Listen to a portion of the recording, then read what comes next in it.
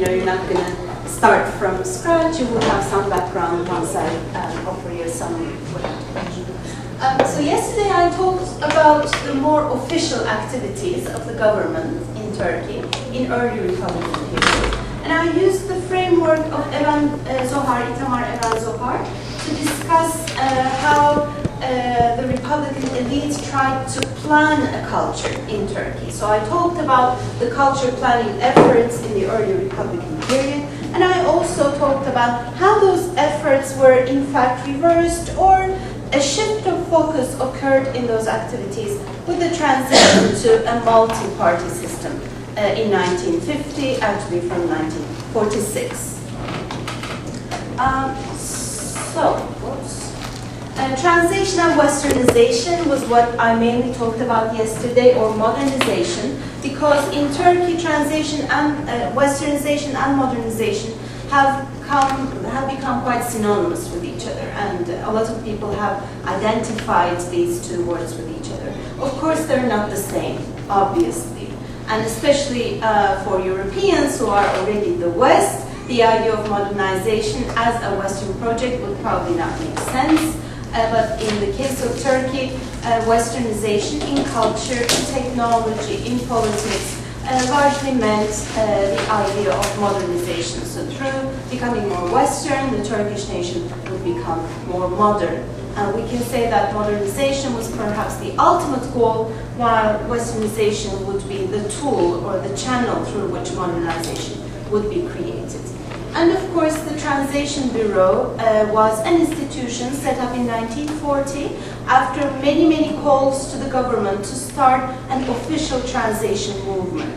These calls had been continuing even before the Republican period, starting from the late 19th century, and they culminated especially in the discourse of intellectuals in the 1930s, who said that Turkey really needed translations of world classics, and when they said world classics, they mainly meant Western classics, ancient Greek classics, Latin classics, and French, German, Russian, and English classics. These were the main areas which were recommended for translation.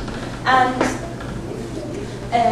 the Translation Bureau was set up with the mission of transferring those classics into Turkish, and therefore contributing to a great extent to what I termed as a canon formation process in Turkish literature. Because Turkey had undergone a linguistic reform, starting with the alphabetic reform in 1928. It had largely severed its ties with the previous Ottoman legacy from a literary perspective, if not from a cultural, but from a literary perspective. And it also, I should say, developed a new vision of religion. Religion as a secular domain, as something belonging to the private sphere of the people, as opposed to the previous idea of religion as the glue that held the whole nation together in the sense of uniting all the Muslim elements within the Ottoman Empire, which included many different groups and communities, such as Arabic ones, as well as Turkish ones, and also Muslim communities in the Balkans. So the Translation Bureau was instrumental in launching this modernization through literature, and it continued this mission for the first 6 years, essentially, and after, I should say, after 1950, that political and ideological mission given to the Translation Bureau diminished, and we see that the Translation Bureau's role was largely confined with the field of literature, reading, books, and did not have the political associations that existed, especially in its first 6 years. That political backing was so strong that in all of the copies of books published by the Translation Bureau until 1946, there would be a preface, one by the President of the Republic and another one by the Minister of Education. And both of them tied the mission of the Translation Bureau with the larger notion of modernization and also humanism, which was considered to be one of the ideological foundations of the cultural reforms in Turkey. So that was what we talked about largely yesterday. And I said that there was a phase of planning where translation was used as an object of planning. So translation was being planned, the government sponsored translation bureau decided which titles would be translated. They also gave some support to private publishers who wanted to publish these highly regarded titles. However, translation was also seen as a tool of planning. So through translation, a culture would be planned in a way. So translation had this double role as both the subject and object of planning until 1946. But we see a change in this in later periods, and translation no longer functioned as a subject of planning, only functioned as an object of planning. So it was still being planned, but not given the mission that it was previously given in the early 1940s. And when we speak about Turkey, the 1960s, which I did not talk about yesterday, is another important milestone for translation. Because the 1960s was the period where there was a lot of political turmoil, a lot of public discussion about various things in Turkey. In 1960, we saw a military coup, which actually provisionally introduced a more liberal environment intellectually. So books which were banned in the past started to be published. Censor was lifted for some period of time, and then leftist ideas started to become more and more intense, and that created some question marks in the government, which again introduced a number of measures against translators, against publishers who published what they called extreme ideas from the left. For instance, they sued people who would publish books about activism. And there were books that gave recipes for Molotov cocktails and things like that. There were also those books. So the government specifically banned those books and sued the publishers. And I think this is a story that was more or less experienced in many types of, I should say, more authoritarian, even totalitarian governments around the world. But the 1960s was also an important phase in Turkish intellectual life, that people started opening up to outside movements. Until the 1960s, people were trying to learn about classic ideas, classicism, humanism, realism, but with the 1960s, more topical trends started entering Turkey, such as psychoanalysis, Marxist literary criticism, existentialism, and you see that the discussions became more and more updated, and they were largely at par with what was going on elsewhere in Europe and in the West. So that was a very important period, a different period, the 1960s. But when you focus on the period until the 60s, you see that private publishers were very, very active in the field of literature. The 1960s, because there was so much political publishing, you can say that literary publishing lost its importance to a certain extent, because people were very political, very much politicized, so they were reading a lot of political material, political journals, but that was not the case for the period until 1960, I should say. Especially the 1950s was a very vibrant period for popular literature, and there is a reason for this, because there were quite repressive measures against critical books, and the government was, especially after mid-1950s, became more and more oppressive, so people could not really voice their ideas and opinions, and when that happens, people try to express themselves through other means, such as popular literature, and they turn to other media through which they can express themselves more freely. I'm not going to talk too much about that, because my focus is more on the early Republican period. Now, I argued that the Translation Bureau was pivotal in introducing new ideas, new genres into Turkey. However, we know that the Translation Bureau does have that, I should say, pioneering role, but I also discussed yesterday that its actual reach among the population was quite limited. We did not have too many copies of those books circulating. They were distributed to schools, through libraries, but a more academic distribution network existed. And we have every reason to believe that people did not really read them too much, that there were other types of material that people were reading.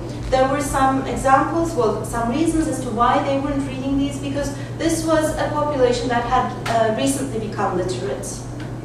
Literacy rate only increased up to 40% at the end of the 1940s. So how can you make a newly literate population read Shakespeare?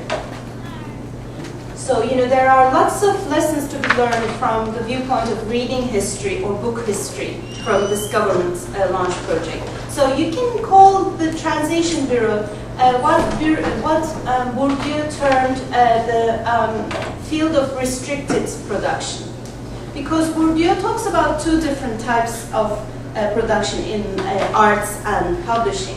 He says that you can have general publishing, where you publish for the general people, but you can also have restricted publishing, where publishers usually publish for each other, and intellectuals read intellectuals. So you can think about the Translation Bureau as more of a realm like that. Although they were working very hard to make the people read these books, there are some question marks about how efficacious the government was in all of its attempts. So today I will talk about what the people really read, and what was going on in the people's homes and among a population, some of which had recently migrated to larger cities from the rural areas, or some had just become literate. There were members of a largely working class, so they did not have too much cultural capital at that stage to appreciate all the modern ideas or ideas such as humanism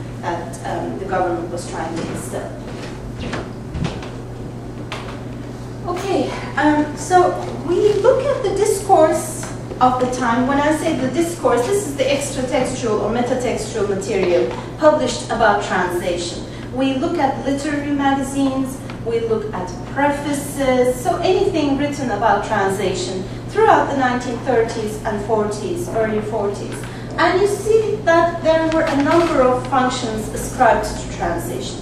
Now, these were intended functions. We don't know whether translation really managed to fulfill those, but those were the ones that the elite or intellectuals felt that translation could deliver.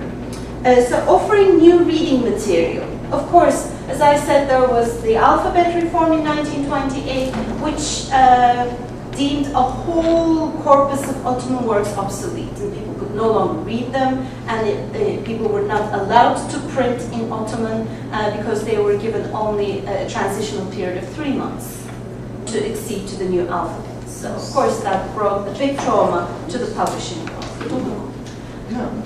Another function that I already talked about was canon making, defining a literary canon. So offering ideas about what is high literature, what type of literature people would read, people should value. So they helped create a canon for the people. Education, there is of course every reason but that this Translation Bureau was established under the auspices of the Ministry of Education. Because starting from the 19th century, translation, especially translation of classics, had always been something associated with education. It's a tool to educate students, the people, to teach them good ideas, high values in society, etc. I already talked about the notion of humanism. The intellectuals tried to create a special blend of Turkish humanism, which would mean that people would read classical material about humanism, but gain some universal values and ideas through those, which would in turn help them view themselves in a different perspective. So that is a process called self-discovery through humanism. They also argued that through translations we could develop new literary and scientific terminology. Because there was the linguistic reform and a lot of neologisms were introduced in the 1930s, translation was seen as a field where these neologisms could actually be used and people could see them while being used. That is one thing. And secondly, because we still had to find so much, so many terms for all the foreign ideas and terms which were being created or had been created, we could use translation as a tool for creating new terminology or even enriching our new language, the newly reformed language. And they said that translation could help enhance the literary taste of the public. And I will show you that there was this very big gap between the elites, which were, I should say, very few people, maybe 100 people. Because you look at the journals and magazines and you see the names of the same people over and over again. They're everywhere. And they argued that this newly literate population had very poor taste in reading. They did not like what the simple folk read, because they argued that they were just reading folk tales, stupid romances, or some war heroic stories which would not really enrich their literary taste. So instead, translation of good, high-quality classical works can inject a new literary taste in them. This was another function that they attributed to translation. And they said that through translating more, we can actually increase the quality of translations and help train quality translators. Of course, at that time, there was no translation school, no translator training institute. But you see each publishing house, mainly the translation bureau, acting as a training center for translators. Because novice translators, junior people would start working for these institutions, and then they would be working with editors, they would be offered criticism and ways of improving themselves. So this was another function attributed to translation. So translation really came with a heavy load of responsibilities. We don't know whether it was able to deliver all of these things, but these were at least the expectations from translation of canonical, or what I have termed classical works. But that was not the expectation from the translation of quote-unquote lesser works, popular works, romances, bestsellers, that people, the intellectuals, largely saw as detrimental to the people's morals and sense of culture and literature. Okay, however, I'm sorry, this is all messed up. You can still read it. So I told you yesterday that researchers for a long time thought that the translation bureau was the major focus of translation activity in the 1940s. But when you look at the statistics and do some work on catalogs and bibliographies, you will see that this was definitely not the case in the field of literature. This is just a portion of these statistics. These are translations from English. And these are taken from the numbers published in the Turkish bibliography. We have a Turkish bibliography covering books published each year. Of course, it has a lot of gaps and it's not complete, but it gives a pretty good idea about what's going on in the world of publishing. And they issued a whole volume, mixing the years between 1938 and 1948. So you have a large overview of this decades between these two periods, which was the period where the Translation Bureau was at its most active mode, between 1940 and 46. So when we look at the categories on the left, on the right-hand side, you have the genre or the category of literature. So you have poetry, drama, novels and short stories, people's books, I will talk about what those are, and children's books. Now, people's books is a term that is devised by, not devised, but used by the bibliography itself. So I adopted it, okay? The bibliography said, okay, novels and short stories, and then people's books. And of course you want to know, because all books belong to the people, basically. But the notion of people was very interesting at the time, and it referred to largely the working class and peasants. So in the field of indigenous literature written originally in Turkish, folk books would consist of folk tales and legends. I'm sure you have your own. Mm-hmm. These were largely oral stories which were written and printed in the 19th century. And you had new versions being written all the time. The heroic adventures of such and such against the giant, you had sequels, ranging the son of such and such, the grandson of such and such, against the tiger, against the lion. You had all of these stories. That was in the field of indigenous literature. But when you look at the field of translated literature, people's books largely comprised of detective fiction and shorter novels. I should say shorter romantic novels, mainly aiming at probably a female readership. But detective stories were really the bulk of this category throughout the 1940s. So you look at poetry translated from English, and for a whole decade there's only one book.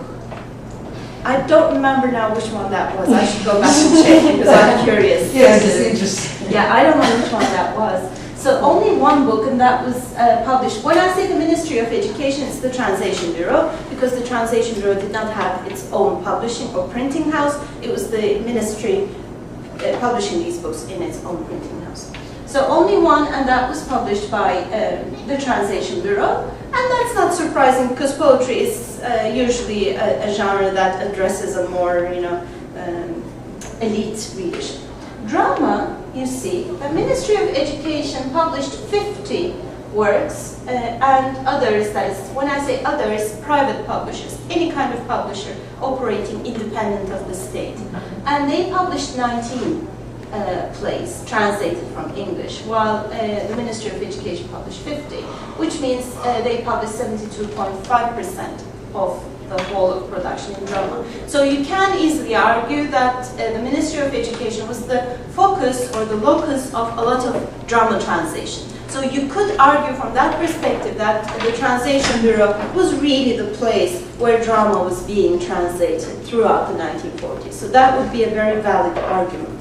And this is what researchers have been thinking. But when you look at fiction, the largest category of all, the highest number of books published, novels and short stories, only 9% was produced by the Ministry of Education and 91% was published by private publishers. So it shows you that there is something wrong with the view that the Translation Bureau did everything in its time. It obviously did not, and there was much more going on in that field.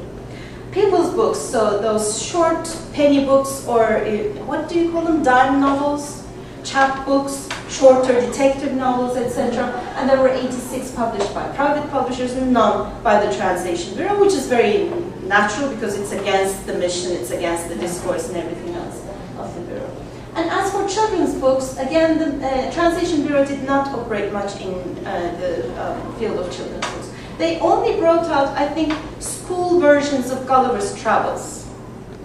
I think that was it. So they had a proper translation and only a translation of the first two parts with more simplified language or with annotations, etc. So only one book was published there. But you see 63 being published by private publishers. So you see that for any researchers, there's a lot of material to study outside of the state. And of course, we know very well why the state operated in the field of translation. We know what they wanted to do with translation. We know all of their discourse. What do we know about private publishers? Nothing. Nothing but the titles they published, because very few of them engaged in a discourse about translation. Very few of them published their ideas.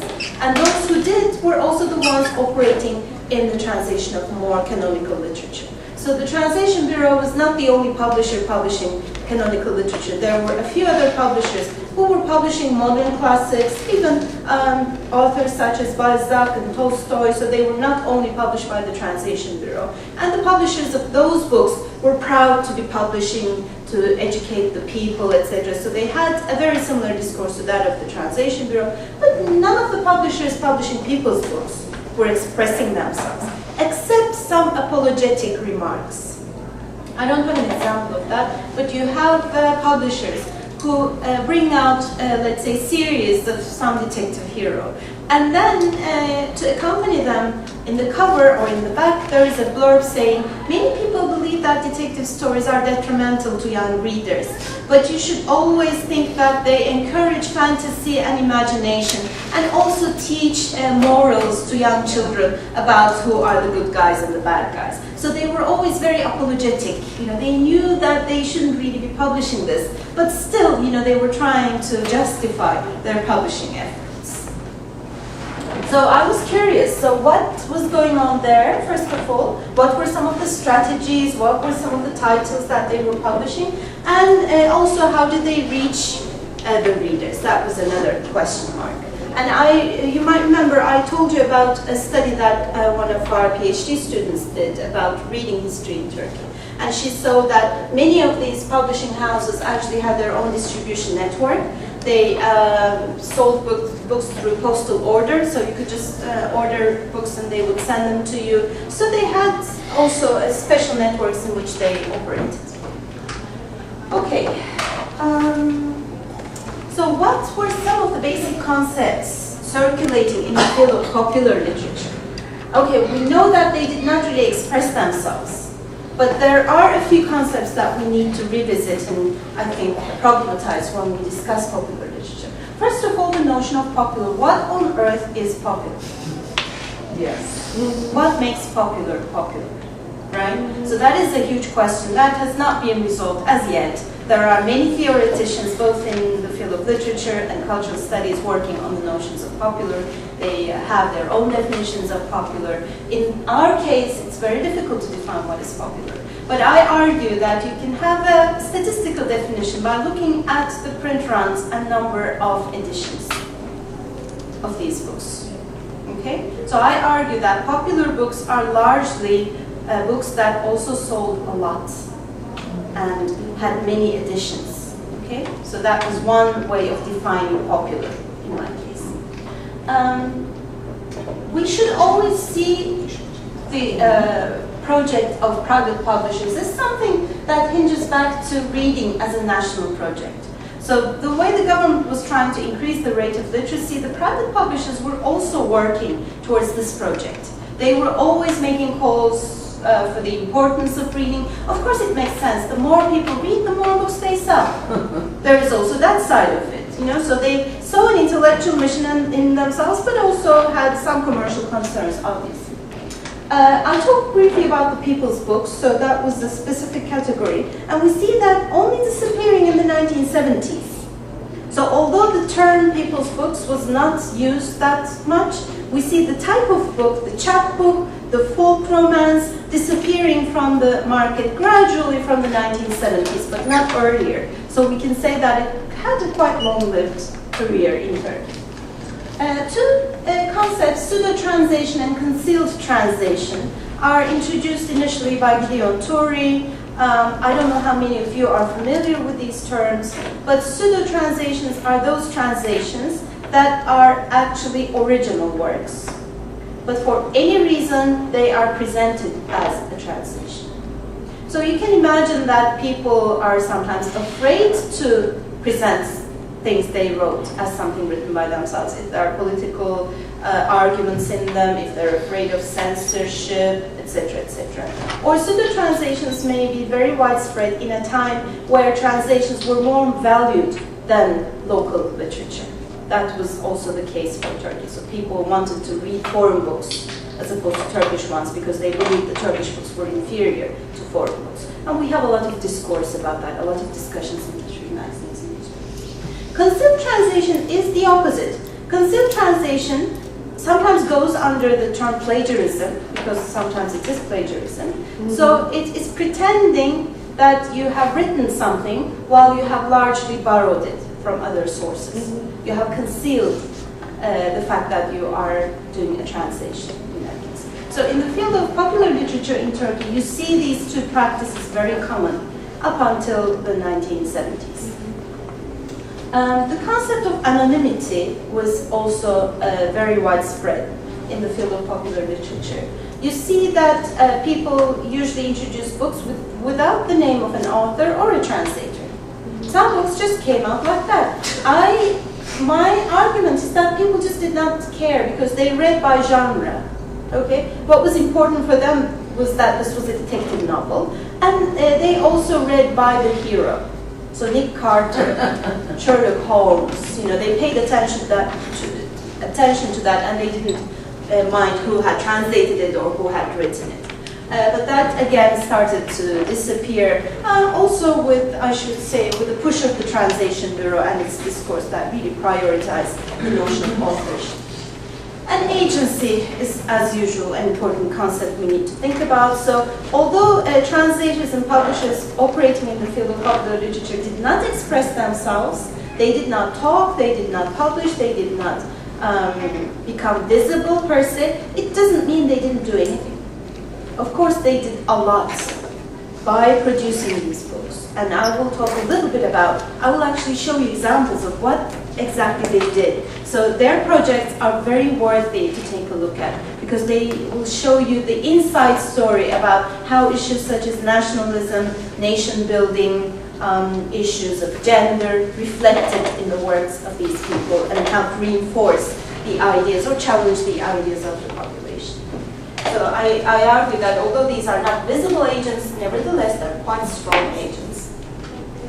Okay, this is about the reading project. So anyone who would like to work on popular literature, I recommend should take a look at the daily newspapers of the time.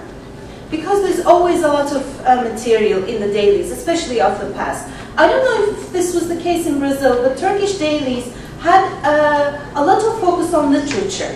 They published fiction, they serialized novels. I would say up until the end of the 1970s, literature occupied a big agenda in newspapers. So for me, it was very relevant to take a look at the newspapers and see how they reflected popular literature and some concepts related to it. So those of you who understand Turkish can give it a try here. This is something published, again, I think in the Cumhuriyet newspaper, one of the oldest dailies.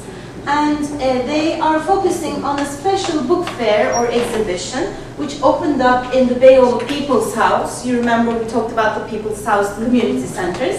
Beyoğlu People's House, this I believe is from 1940 or 41.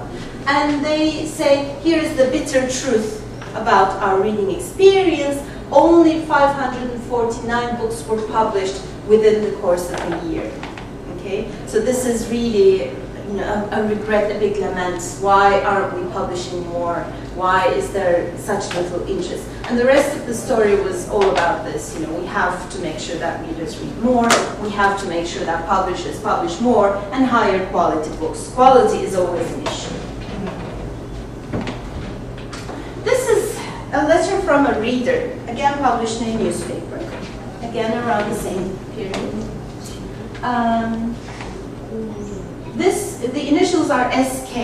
I don't know whether this was a real person or whether this was just a simple reader or someone who worked at the newspaper. We know nothing about this. But the title is The Youth Does Not Read. So the young people do not read. And here this person talks about the fact that high school students rarely read. They do not read at all. Although if you go and ask them what do you read, they will reply, I read everything. He says they don't, mainly due to the fact that they're attracted to other things as sports and cinema. So they read very little, and they say they don't just not read, they don't read, but when they do read, they only read romances, aşk romanları, magazinler were those things about film stars, you know, feature stories, human interest stories. They read about cinema, sports journals, and short stories. And he asks, is that all our young people have to learn? No.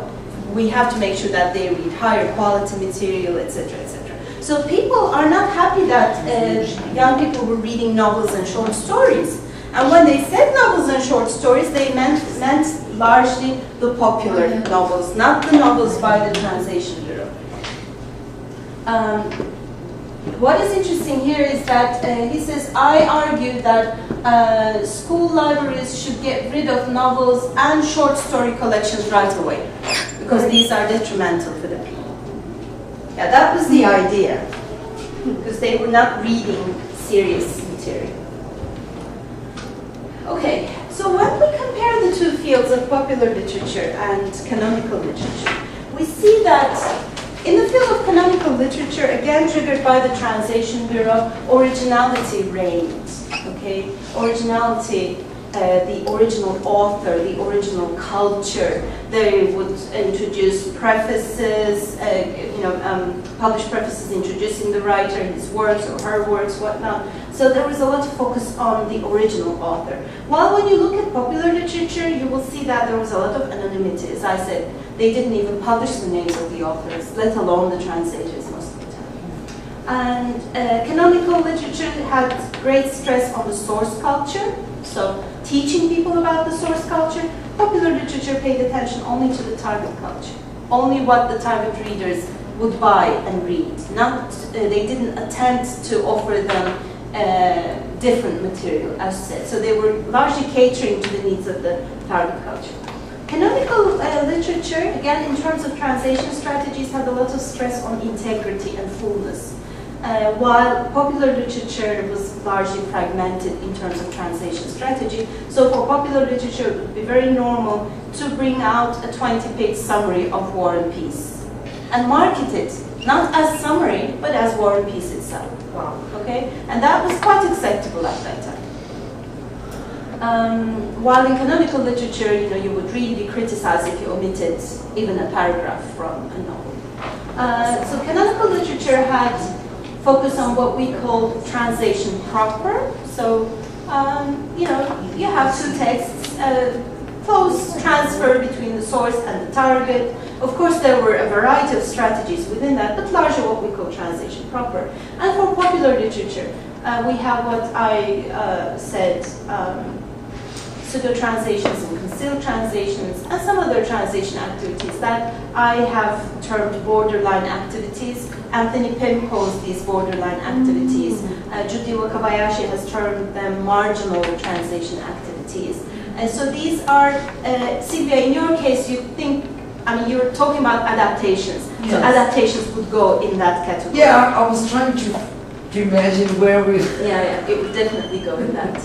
There were a lot of adaptations too. Adaptations were very, very popular. In the field of canonical literature, there was visibility. Visibility of the author, visibility of the translator's name would be there. The translators themselves would often be famous people. They would be writers or poets themselves, so they would have a name for themselves. But in popular literature, you don't really see anyone expressing themselves as such, and you have the figures largely absent from the discourse or from the book. Okay, the canonical literature had the aim of literary canon building. Okay, they complied with the notion of a canon that was based on humanism, while popular literature worked against that canon. Okay, so I would say their function was canon breaking. They did not contribute to the making of a literary canon. They worked against it. And canonical literature was a lot about prescribing norms. So when you translate, you should translate directly, you should always translate fully. So there were always guidelines issued by translators wrote about their ideas, the translation bureau issued guidelines. While in the field of popular literature, we see a lot of implicit resistance. So people constantly break these norms. They omit, they skip, they are not faithful at all, they don't pay attention to source culture elements. So they did just the opposite of what was being advertised and propagated by the translation bureau. But one thing they did have in common was the idea of ideological affirmation. So this was the early times of the Republic. There was a movement of nation building, a new culture, a new literature was being formed, and nationalism was a big element in all of that. And we see that both canonical publishers and popular publishers shared the same goal of ideological affirmation. They contributed to the project of nationalism, each in their own way.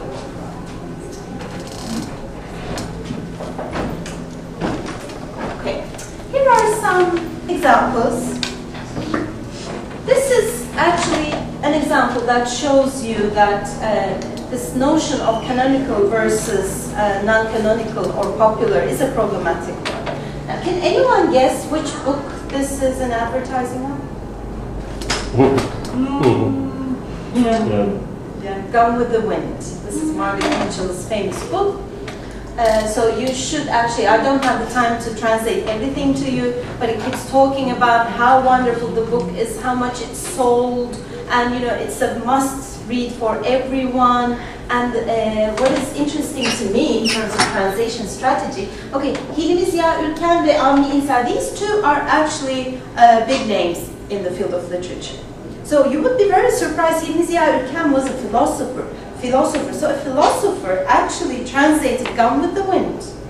So it also challenges our categories and this strict demarcation between popular and classics. So that is something that we need to talk about separately. So here they are complying with the general discourse. They have these two big names, that's why they are capitalizing the names. If they weren't big names in translation, their names would not be there, that's for sure.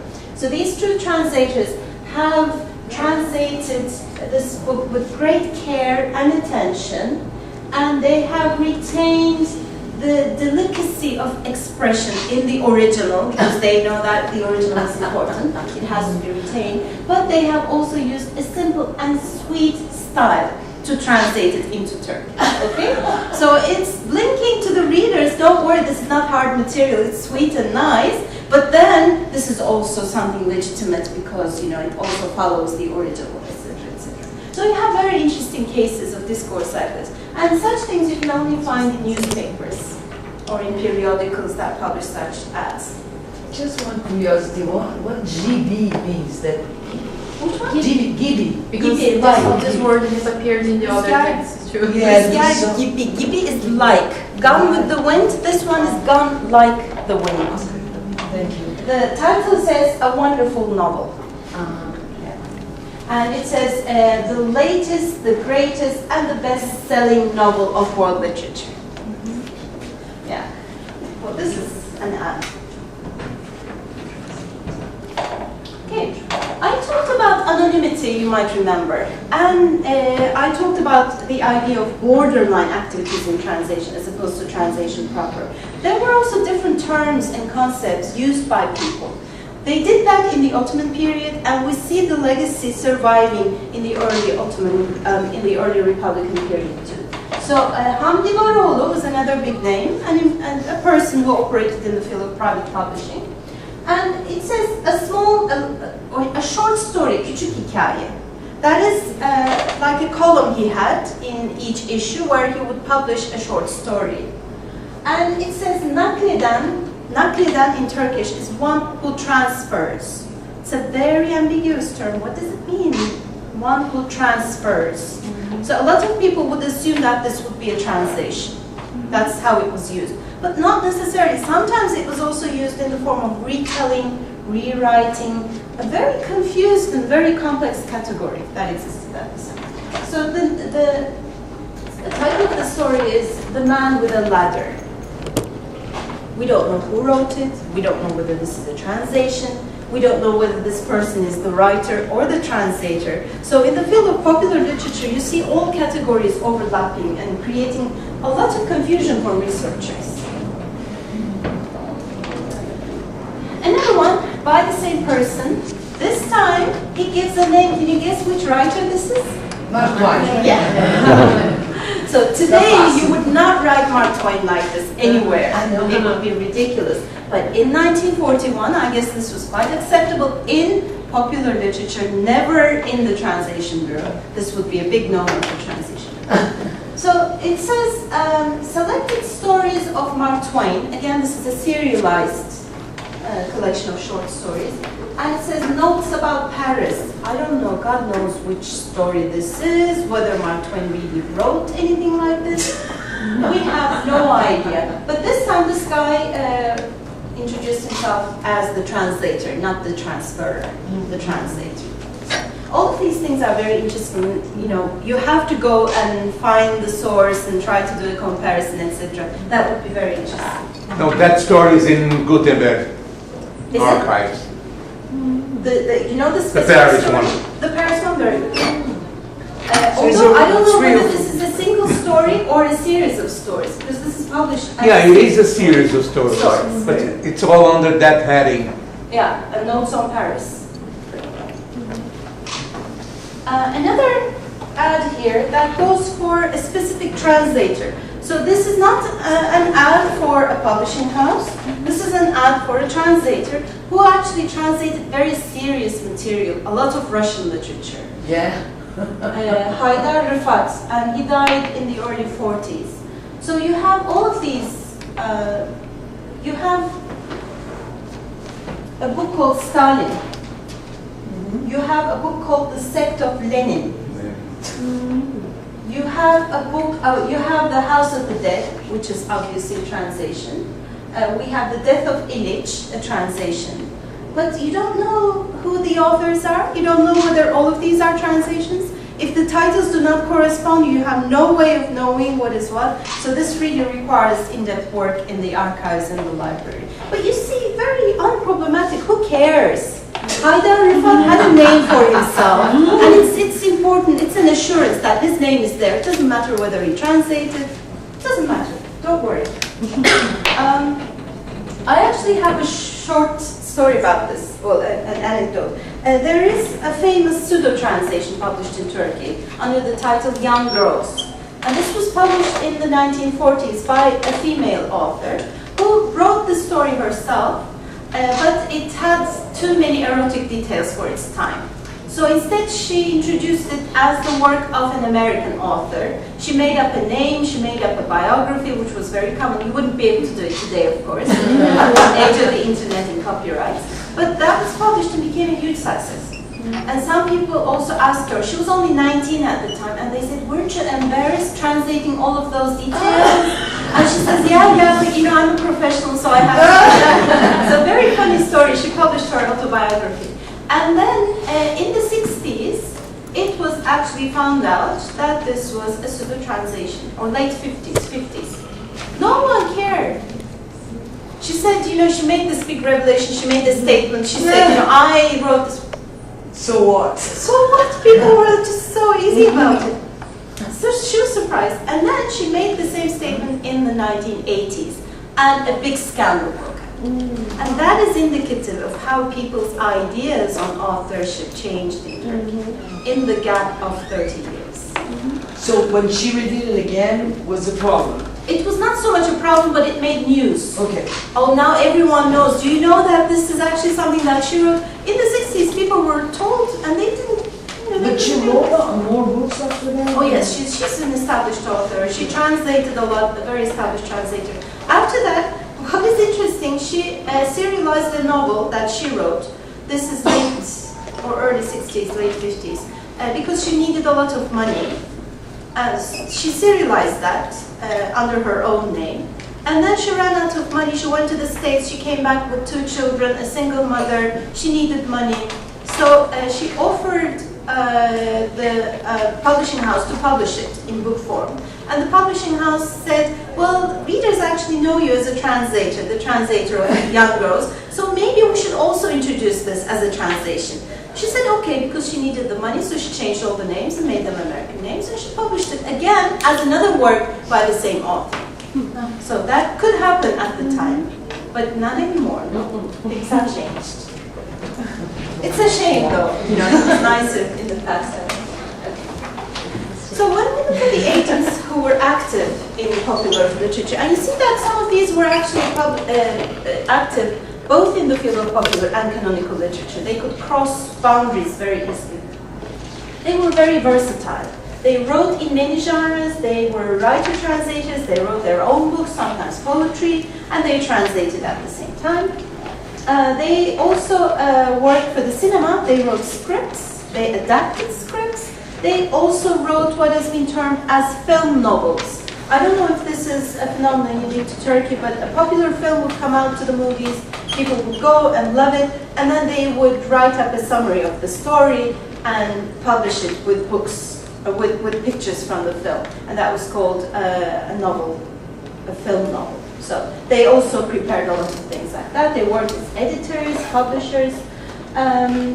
It was obvious that these people were not just ordinary people, they were endowed with a lot of cultural capital. Because just think of a country where 30–40% of the population can read and write. Knowing a foreign language, by definition, puts you at the forefront of intellectual activities. And some of them were like that, although they also had commercial activities as people working in the field of popular literature. But when they did that, they also inserted some of the concerns that they carried over from the field of canonical literature, such as things that have to do with nationalism. Many of them actually were too embarrassed to promote themselves as translators of popular literature, so they wrote under pen names. That was very common. So whenever you see something interesting in Turkish translation history, you have to check whether that person really existed, what else he did. And we have dictionaries. Do you have dictionaries of pen names of authors? We have dictionaries, so people have actually spent time and did the research for you, so you can go and look up whether they wrote under different names. You have famous writers who wrote under 10 different names, 15 different names, or translated. A lot of these people were also political activists, and they were in jail for the duration of sometimes even up to 10 years. And while in jail, they continued translating under different names, and they usually translated detective stories, that kind of thing. More Yeah, popular. pop, definitely. Okay, so is it enough to explain these activities commercially only? Okay.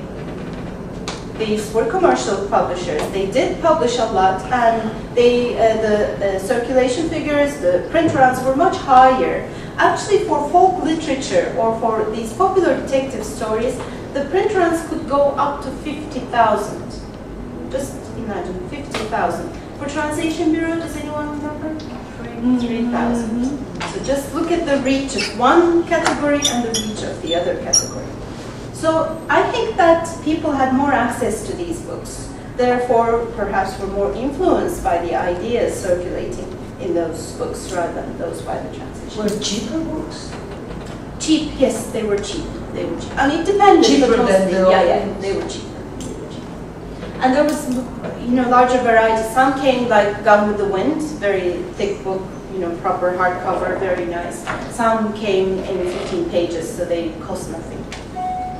And of course, I have sort of seen that the main agendas that they worked with was still nationalism. Now, while the Translation Bureau was trying to instill this idea of a unique nationhood through humanism, these people were more straightforward with their nationalism, and they kept emphasizing the importance of Turkish identity, Turkishness. So I should say they were more blunt, and they were sometimes even more ideologically driven in their representation of Turkishness. Okay, I will now give an example from an individual writer who was called Ali Rıza Seyfi, and he, I would say, is really a very typical example of the kind of agent that I have been talking about. He was a person who came from a very good family, had a military career, knew a language, a foreign language, English, unusual for his time. He came from a rich family, he held very good jobs and posts, and he wrote in a number of different genres. He was a writer, he was a historian, researcher, and he was also active in the field of popular literature. So you see his biography there, briefly. He moved from career to career, office to office, but throughout all of these he continued translating. It seems like translation and writing was his really favorite activity. He also translated for the Translation Bureau, one book. So it shows you that he was recognized as a good translator. But he also translated Tarzan, a couple of books in the Tarzan series by Burroughs. And he also did the first translation of Dracula into Turkish. I will show you examples now about his work. Now, as for his translation for the Translation Bureau, that complied 100% with the norms of the Translation Bureau. No omissions, a language which is balanced using a mixed discourse, both neologisms and Turkish words. So quite an unremarkable piece of work, really, a good translator. Oh, no. Why is it doing this? Is there any way I can stop reading? Okay. That's a shame. Okay. I had examples from Tarzan here. The Beasts of Tarzan is one of the books he translated in the 1930s. And these came out in small portions, like a magazine every week.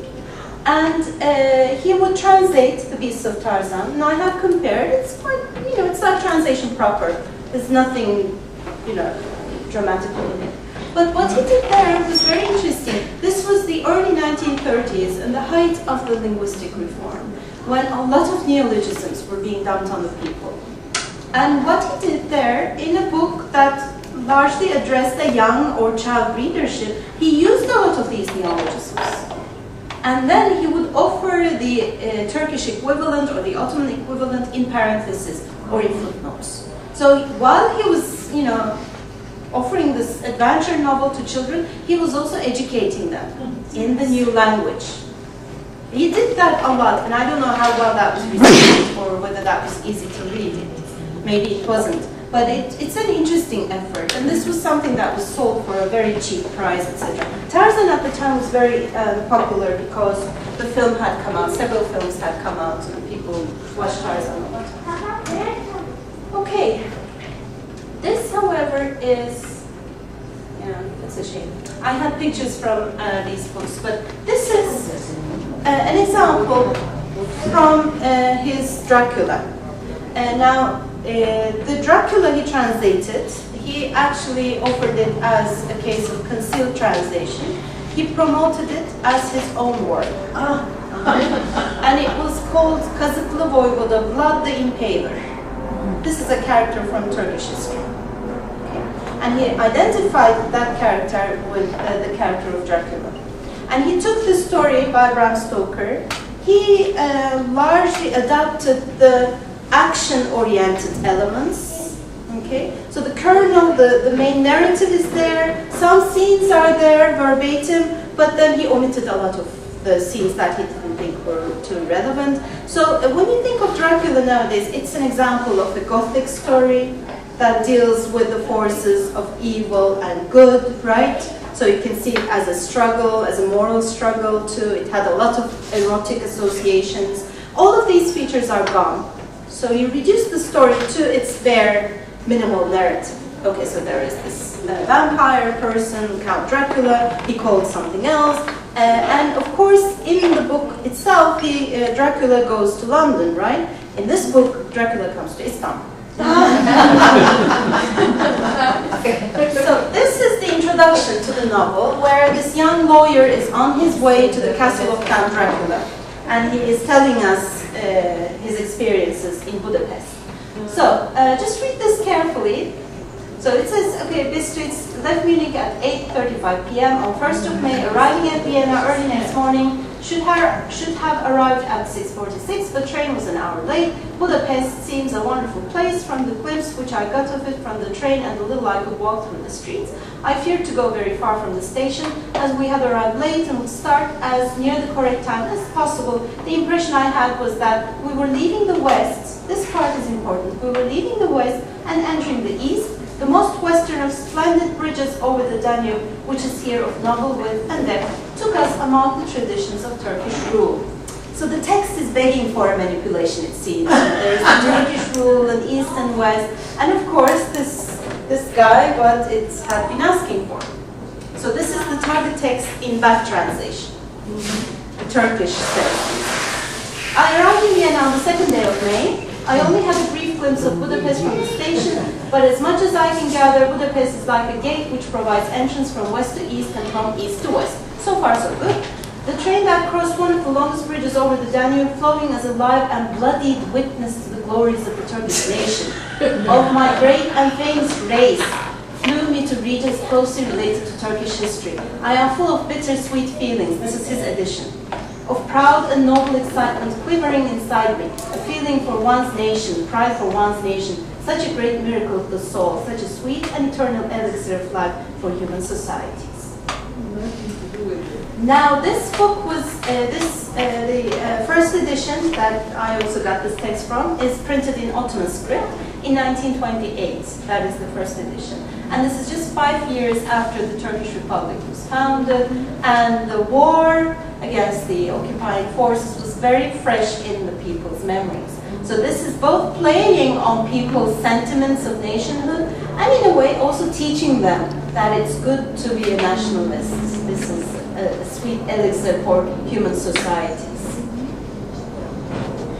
Another example from the same book. So nationalism was not the only thing that these people were dealing with.